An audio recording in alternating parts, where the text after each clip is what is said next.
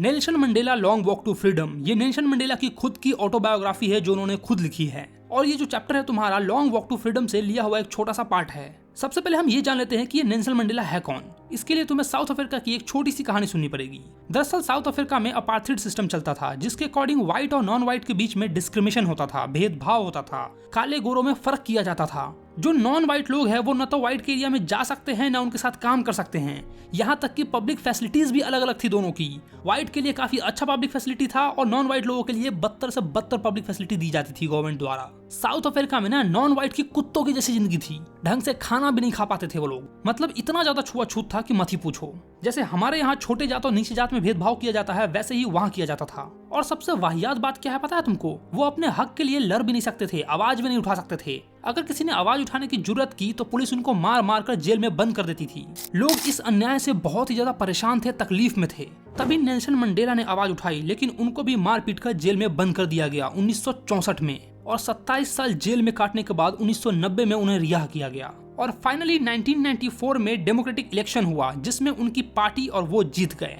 400 seat में से ANC party यानी कि अफ्रीकन नेशनल कांग्रेस पार्टी जो है वो 252 सीट लेके आती है और नेल्सन मंडेला को फर्स्ट ब्लैक प्रेसिडेंट बना दिया जाता है। 300 साल व्हाइट लोगों ने राज किया और अब 300 साल बाद 10 मई 1994 को नेल्सन मंडेला पहली बार एक ब्लैक प्रेसिडेंट बनने वाले थे। 10 मई 1994 ये वही दिन था जब नेल्सन मंडेला का शपथ समारोह था। और हम इस चैप्टर में इसी दिन के बारे में पढ़ने वाले हैं कि इस दिन क्या क्या हुआ।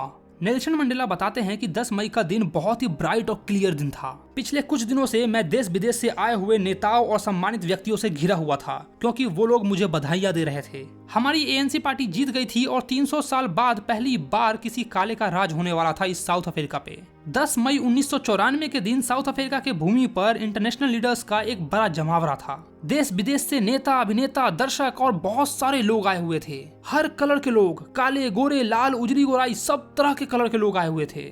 शपथ समारोह प्रेटोरिया के यूनियन बिल्डिंग में होने वाला था जो कि एक ओपन बिल्डिंग थी जहां कई दशकों से सिर्फ और सिर्फ गोरे लोग बैठा करते थे। लेकिन आज पहली बार साउथ अफ्रीका में डेमोक्रेटिक नॉन रेशियल गवर्नमेंट बनने वाली थी और इस समारोह में 140 देशों से लोग आए थे।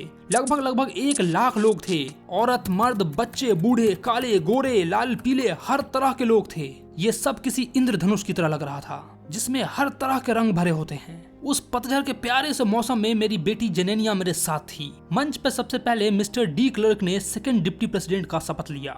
फिर तबाको मेवेकी ने फर्स्ट डिप्टी प्रेसिडेंट का शपथ लिया और अब बारी थी मेरी। और मैंने जाकर शपथ ली जिसके लिए इतने सारे लोग देश विदेश से आए हुए थे। मैंने कुछ ऐसा कहा, मैं नेल्सन मंडेला ईश्वर की शपथ लेता हूँ कि पूरी श्रद्धा और निष्ठा से अपने संविधान का पालन करूंगा, अपने गणतंत्र और उनके लोगों की भलाई के लिए अपने आप को समर्पित करता हूँ। यहाँ उपस्थित अतिथि और देश विदेश में देख रहे सभी लोगों को मैं बहुत बहुत धन्यवाद करता हूँ। आज हम सब यहाँ उपस्थित हुए हैं इस नई स्वतंत्रता को एक आशा की उम्मीद देने के लिए। काफी लंबे समय से जो भेदभाव चल रहा है, काले गोरे का भेदभाव, अमीर गरीब का भेदभाव, ये सब बदलना होगा और एक ऐसे समाज का निर्माण करना होगा जिस पर पूरे मानव जाति को गर्व हो। आज तक जो हमें दबाया गया, हमारे विचारों को दबाया गया, वो खत्म होने जा रहा है और आज हमें अपनी ही धरती पे अपने राष्ट्र को चलाने का सौभाग्य प्राप्त हुआ है। मैं एक बार फिर से अंतर्राष्ट्रीय अतिथियों को धन्यवाद करता हूँ जो हमारे देश के लोगों के साथ न्याय की विजय, शांति और मानव के सम्मान के लिए एकत्रित हुए हैं। आखिरकार हमने राजनीतिक मुक्ति पाली। मैं वादा करता हूँ कि अपने सभी लोगों को गरीबी की बंधनों से मुक्त करूंगा, सभी प्रकार के कष्टों से, पीड़ा से और भेदभाव से मुक्त करूंगा। नहीं नहीं नहीं, अब कभी भी इस सुंदर धरती पर किसी दूसरे द्वारा किसी इंसान पर पाबंदी नहीं लगाई जाएगी और न ही दबाव डाला जाएगा। मानवता की इस गौरवशाली उपलब्धि का सूर्य कभी अस्त नहीं होगा। स्वतंत्रता बनी रहे, ईश्वर अफ्रीका को आशीर्वाद दे। जैसे ही नेल्सन मंडेला का ये स्पीच खत्म हुआ, सारे लोग तालियां मारने लगे। वो दृश्य एक अद्भुत दृश्य था। कुछ ही समय बाद हमारी नजर ऊपर उठी जब यूनियन बिल्डिंग के ऊपर साउथ अफ्रीका के जेट, हेलीकॉप्टर्स और ट्रॉप जो है ये सब के सब एक परफेक्ट फॉर्मेशन में उपस्थित थे। मिलिट्री की सेना न केवल प्रदर्शन दिखा रहे थे बल्कि डेमोक्रेसी के प्रति और न्यू गवर्नमेंट के प्रति अपनी लॉयल्टी दिखा रहे थे। वो ये डेमोन्स्ट्रेट कर रहे थे कि हम नई सरकार के साथ हैं। कुछ देर के बाद साउथ अफ्रीका के हाईएस्ट जनरल डिफेंस ऑफिसर और पुलिस आए जिनके चेस्ट पर रिबन्स और मेडल्स लगे हुए थे। उन्होंने मुझे सैल्यूट किया और अपनी वफादारी के शपथ लिए। मुझे अभी भी अच्छी तरीके से याद है कि ये वही लोग हैं जिन्होंने मुझे जेल में डाल दिया था। मैं चाहता तो इनके साथ भी वैसा ही कर सकता था, लेकिन नहीं, मुझे इनकी सोच बदलनी थी। फाइनली इम्पाला जेट विमानों ने साउथ अफ्रीका के फ्लैग के काले, लाल, हरे, नीले और गोल्डन रंग को एक वी फॉर्म में छोड़ दिया। फिर 2 नेशनल एंथम्स को बजाया गया, एक व्हाइट के लिए और एक ब्लैक के लिए। व्हाइट लोगों के लिए नकोसी सिकेलेल आई अफ्रीका और ब्लैक लोगों के लिए डाई स्टीम, जो कि एक पुराना रिपब्लिक एंथम था जिसके लिरिक्स किसी को याद नहीं थे क्योंकि वो लोग अब तक इससे घृणा करते थे। लेकिन मुझे पूरा विश्वास है कि बहुत जल्द ये लोग इस एंथम को सीख जाएंगे और अपने दिल से गाएंगे। इनॉग्रेशन के दिन मैं इतिहास के कुछ पल याद करके भावुक हो गया। ये बात 20वीं शताब्दी के पहले दशक की है, एंग्लो बोर युद्ध के बाद और मेरे जन्म से कुछ साल पहले। साउथ अफ्रीका के जो गोरी चमड़ी के लोग थे उन्होंने आपस में समझौता किया और अपने ही देश के काली चमड़ी के लोगों के साथ अन्याय किया। उनके अगेंस्ट में रेशियल डोमिनेशन किया, अपार्थाइड सिस्टम को लागू कर दिया और देश को बांट दिया 2 अलग अलग प्रकार के लोगों में, व्हाइट और नॉन व्हाइट। जो एक स्ट्रक्चर उन्होंने क्रिएट किया, जो सिस्टम उन्होंने क्रिएट किया, वो पूरा वर्ल्ड जानता था। और आज 20वीं शताब्दी के अंतिम दशक में और मेरे जीवन के 8वें दशक में उस सिस्टम को हमेशा हमेशा के लिए उखाड़ फेंक दिया गया और एक नया सिस्टम बनाया गया पुराने सिस्टम को रिप्लेस करके, जिसमें सभी लोगों के पास उनके राइट्स होंगे, फ्रीडम होगा और किसी भी इंसान के साथ स्किन कलर को लेकर डिस्क्रिमिनेशन नहीं होगा। सब एक जैसे होंगे, एक समान होंगे, सबके लिए सेम रूल होंगे, सेम फैसिलिटी दी जाएगी। ये दिन मेरे हजारों लोगों के बलिदान के कारण आया है। उन लोगों के कष्ट और साहस को गिना या चुकाया नहीं जा सकता। उस दिन मुझे अनुभव हुआ, जैसा कि पहले भी कई बार मुझे हो चुका है, कि मैं उन सभी देशभक्तियों का जोर हूँ जिन्होंने मुझसे पहले इस सिस्टम के अगेंस्ट में आवाज उठाई थी। वो लंबी और आदर्श पंक्ति समाप्त होकर मुझसे शुरू हुई। मुझे दुख है कि मैं उन्हें धन्यवाद नहीं दे पाया और वो ये नहीं देख सके कि उनकी बलिदान ने क्या प्रभाव किया है। अपार्थाइड सिस्टम ने मेरे और मेरे देश के लोगों पर ऐसा घाव छोड़ा है जिससे उभरने में हमें सालों लग जाएंगे। ये वो कुछ लोग हैं जिन्होंने मुझसे पहले इस सिस्टम के अगेंस्ट में अपनी आवाज उठाई थी। Oliver Tambo, Walter Sisulu, Chief Luthuli, Yusuf Dadoo, Bram Fischer, Robert Sobukwe, ये वो महान लोग हैं जिनके जैसा बनना सबकी बस की बात नहीं। ऐसे उच्च चरित्र वाले व्यक्ति बनने के लिए बहुत संघर्ष करना पड़ता है, बहुत कुछ त्यागना पड़ता है, बहुत कष्ट उठाने पड़ते हैं। मेरे देश में बहुत सारे मिनरल्स हैं, डायमंड्स हैं जो इस धरती के नीचे दबे हुए हैं, लेकिन इन जैसे शुद्ध हीरे कोई नहीं है। ये वो हीरे हैं जो अच्छे हैं, सच्चे हैं और शुद्ध हैं। इन्हीं साथियों के संघर्षों से मैंने साहस का अर्थ सीखा है। समय समय पर मैंने महिलाओं को और पुरुषों को एक विचार के लिए खतरा उठाते देखा है, जीवन देते हुए देखा है, आक्रमणों का सामना करते हुए और बिना झुके अत्याचारों का सामना करते हुए देखा है, सब प्रकार की मुसीबतों से जूझकर उनसे उभरने का साहस देखा है जिसकी कल्पना भी नहीं की जा सकती।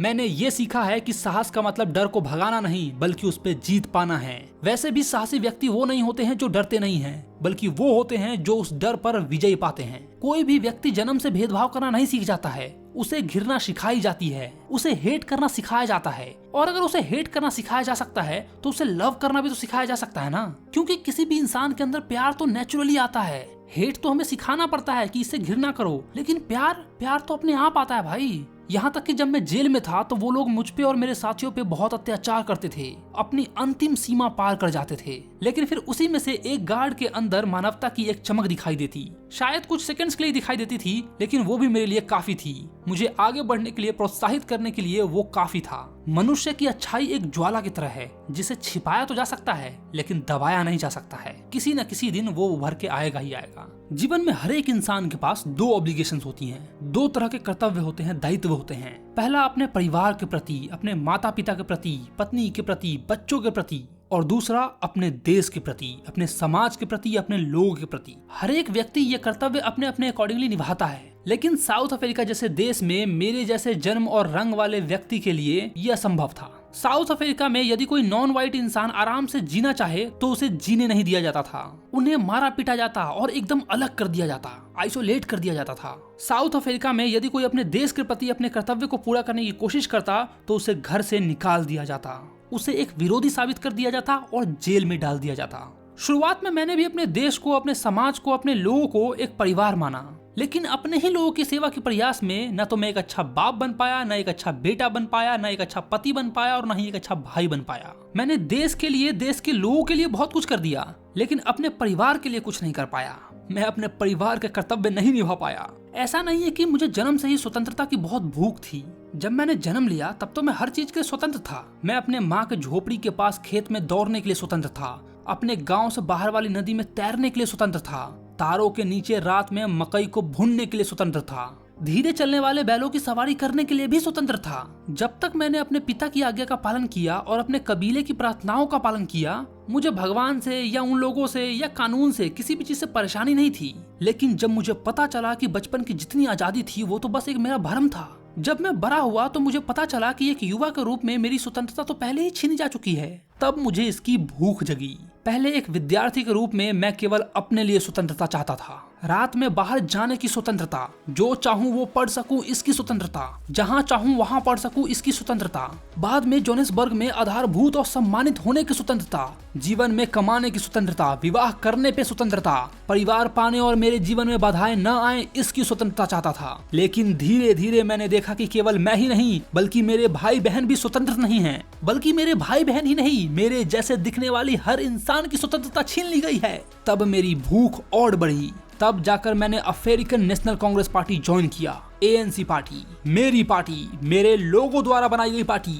अब मेरी भूख सिर्फ मेरी भूख नहीं थी बल्कि मेरे लोगों की भूख थी, हमारे स्वतंत्रता की भूख। मैं ANC पार्टी के साथ इस इच्छा से जुड़ा कि मेरे लोग अपना जीवन स्वाभिमान और आत्मसम्मान से जिए। इसने मेरे जीवन को गति दी, एक डरपोक व्यक्ति को साहसी बना दिया, कानून पे चलने वाले को अपराधी बना दिया, परिवार से प्यार करने वाले पति को बेघर बना दिया, जीवन से प्यार करने वाले को साधु बना दिया। तुम लोग सोच रहे हो कि मैं कोई महान हस्ती हूँ। नहीं, मैं एक साधारण व्यक्ति से ज्यादा गुणी या आत्मत्यागी नहीं हूँ। जब मुझे पता चला कि मेरे लोग ही स्वतंत्र नहीं हैं, तो मैं कैसे छोटी छोटी और सीमित स्वतंत्रताओं का आनंद ले सकता था। मैं स्वतंत्रता का आनंद नहीं ले सकता जबकि मुझे पता है मेरे लोग स्वतंत्र नहीं हैं। मेरे लोगों में से किसी पर भी बंधन मेरे ऊपर बंधन है। बदलूंगा, सब कुछ बदलूंगा, एक दिन ये सब कुछ बदलूंगा। मैं जानता था कि अत्याचारी को भी पीड़ित की तरह ही आजादी मिलनी चाहिए। आज जो लोग मुझ पर अत्याचार कर रहे हैं उनको भी आजादी मिलेगी। मैं उन लोगों में से नहीं जो अपनी स्वतंत्रता के लिए दूसरी की आजादी छीन ले। एक व्यक्ति जो दूसरे की स्वतंत्रता छीनता है वो घृणा के लायक होता है। मैं स्वतंत्र नहीं हूँ यदि मैं किसी और की स्वतंत्रता छीनता हूँ। जैसे मेरी स्वतंत्रता छिन जाने पर मैं स्वतंत्र नहीं हूँ, वैसे ही दूसरे की स्वतंत्रता छीनने पर भी मैं स्वतंत्र नहीं हूँ। आजादी सबको मिलनी चाहिए, चाहे उन्होंने हम पे अत्याचार ही क्यों न किया हो। अत्याचारी को और पीड़ित को दोनों को ही आजादी मिलेगी, क्योंकि दोनों ही इंसान हैं और दोनों का अधिकार है, क्योंकि दोनों से ही मानवता छिन गई है। हाँ, तो भाई यहीं पर तुम्हारा आज का जो ये चैप्टर है ना, ये समाप्त होता है। देखो मेरा कहना मानो, ऐप या वेबसाइट पे जाओ और इसका MCQ जाकर जरूर दो। ट्रस्ट मी, बहुत हेल्प होगी, ये चैप्टर तुमको और अच्छे से आ जाएगा। बाकी अपने दोस्तों के साथ इस चैप्टर को जरूर शेयर करो जो बोलते हैं कि मुझे ये चैप्टर समझ में नहीं आया। वीडियो अच्छा लगा हो तो वीडियो को लाइक करो, और अपने भाई के चैनल को सब्सक्राइब नहीं किया तो क्या कर रहे हो भाई, चैनल को सब्सक्राइब मारो। बाकी मैं मिलता हूँ तुमको नेक्स्ट वीडियो में। Bye bye.